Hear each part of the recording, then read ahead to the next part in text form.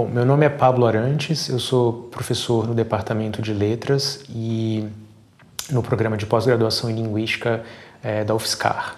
Eu também sou coordenador do Laboratório de Fonética, que é ligado ao Departamento de Letras.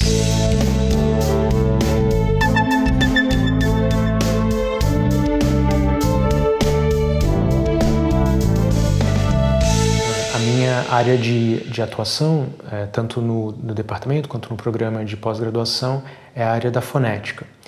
A fonética é a disciplina, é a área que estuda os sons da fala, que estuda os sons como entidades linguísticas, tá?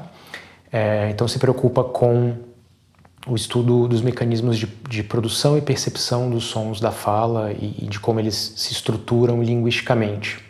E ela recorre a conhecimentos, ela usa conhecimentos de diferentes áreas, como anatomia, fisiologia, acústica e claro, da própria linguística, né?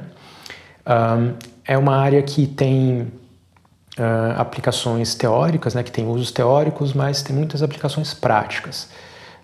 E eu vou falar para vocês de uma dessas aplicações práticas, é uma área sobre a qual eu faço pesquisa, que é a área da fonética forense.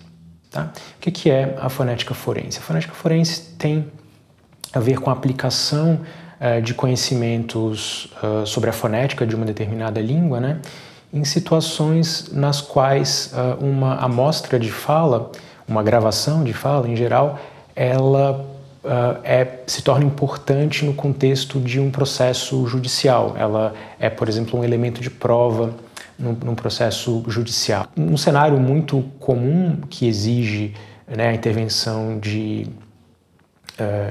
peritos que têm formação na área de fonética é um cenário no qual você tem uma gravação, uma amostra de fala, na qual você tem a voz de um indivíduo que está praticando alguma ação que é considerada criminosa, delituosa, e por alguma razão, a identidade desse falante é desconhecida, né? No processo você só tem a voz dele, né, numa amostra gravada.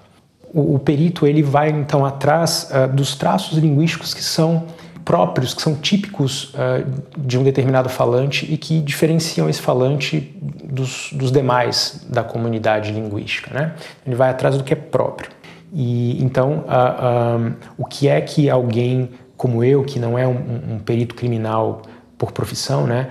O que alguém como eu, que é um pesquisador, né, na área de fonética, um linguista, né? O que ele faz, né? Como é que ele contribui para essa área da fonética forense? Ele vai justamente, por conta do conhecimento que ele tem sobre o processo de produção da fala, ele vai apontar, né? Ele vai pesquisar e estudar quais são esses traços, né, articulatórios, né, esses traços da produção da fala que podem ajudar a identificar um indivíduo, né? Duas coisas importantes, né? Cada aparato articulador, né, cada sujeito, cada falante tem características próprias, tem uma língua de um determinado tamanho, tem lábios de um certo jeito. E lá na fase de aquisição a gente aprende a fazer esses movimentos de uma forma muito própria, muito particular. A gente cria certos hábitos, né? Isso significa que a gente pode ir atrás, então, de pistas que individualizem, né, os falantes. Usando uma metáfora com bastante cuidado, a gente pode dizer que os falantes meio que deixam impressões digitais na sua fala, né? Uma coisa que acontece com frequência na prática, né, pericial, que é a seguinte: a amostra questionada, né, que é aquela amostra que tem um falante cuja identidade você desconhece, ela muito frequentemente tem uma duração muito curta.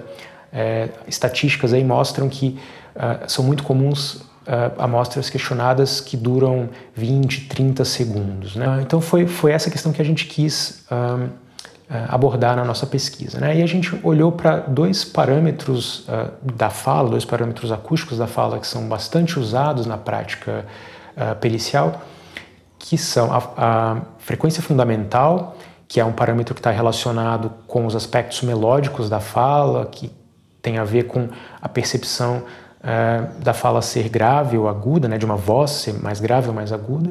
E o outro parâmetro é a taxa de articulação, que está correlacionada aí com a nossa percepção da fala ser lenta ou rápida, né? E aí a gente aplicou uma certa técnica estatística que mostrava quando esses parâmetros se estabilizavam, né? Quando você tem uma amostra muito curtinha, esses parâmetros são bastante variáveis, né? Mas com o tempo eles começam a ficar estáveis. E a gente usou então uma técnica estatística que dizia o ponto em que esses parâmetros atingiam a estabilidade, né? E o que a gente descobriu é que para esses dois parâmetros que são bastante usados, né, na prática forense, digamos que aí em torno de 20, no máximo 30 segundos, eles atingem a estabilidade. Então, por que esse resultado foi relevante e importante? Porque então um perito criminal, ele pode, quando está lá fazendo as suas perícias, né, os seus exames periciais, ele pode saber que se ele tiver ali pelo menos uns 30 segundos, né, de fala para analisar, ele pode ter segurança de que características que tenham a ver com a frequência fundamental e com a taxa de articulação, ele pode trabalhar com o que ele conseguir, mesmo numa amostra que seja tão curta, né, porque ela vai refletir com segurança as características de longo termo daquele indivíduo.